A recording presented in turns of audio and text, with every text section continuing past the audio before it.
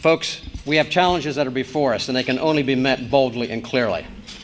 We have economic challenges that face this state. The Rendell administration has left this state in very poor economic conditions. We have a job issue, yes we do, but we have issues that have long plagued us. We have a tax policy, business climate in the state that is unfriendly.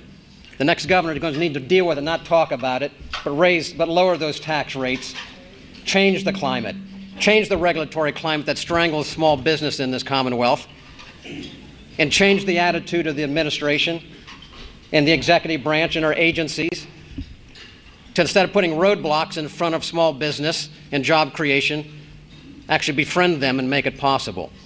We've got to change the difficult issues of labor climate, folks. Difficult issues we have to deal with. I think the time has come where we change the law so that employees can choose which employer they work for without being forced to join the union or pay forced union dues.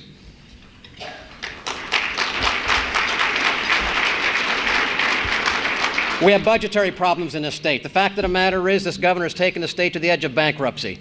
We are insolvent. We don't have enough money to pay our bills. Instead, he wants to spend more money. He wants to spend $1 billion more when we don't have it. He has to borrow money because we don't have the money to pay the bills the state already has before us. Folks, the budgetary condition of the state must be dealt with swiftly and firmly, or we will be like California.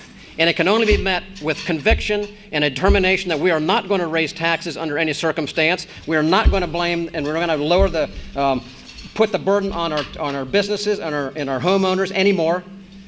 We're going to deal with the issues of cut the spending across the board. We're going to cut the spending where we should not be spending in this Commonwealth and deal with the issues here. The governor's going to have to take that lead, and I will do that.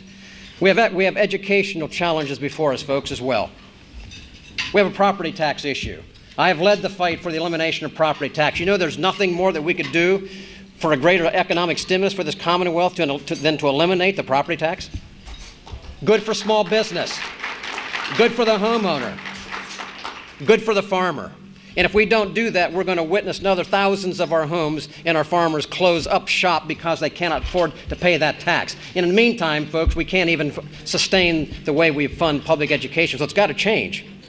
We also have to tackle other issues, such as the fact that how in the world can we continue to let thousands of our young people locked in failing school districts across this Commonwealth and not give them the opportunity of school choice to give them out of that circumstance. It's a moral issue. It's an educational issue we've got to deal with. It's an academic issue.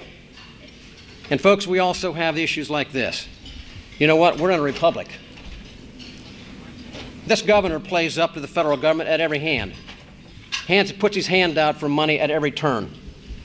It's time the next governor says, you know what, federal government, we are a state first.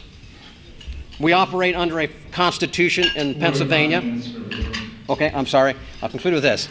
And we operate under that law that puts us firmly in place and say no to the federal government. That's where the next governor must draw the line. Thank you.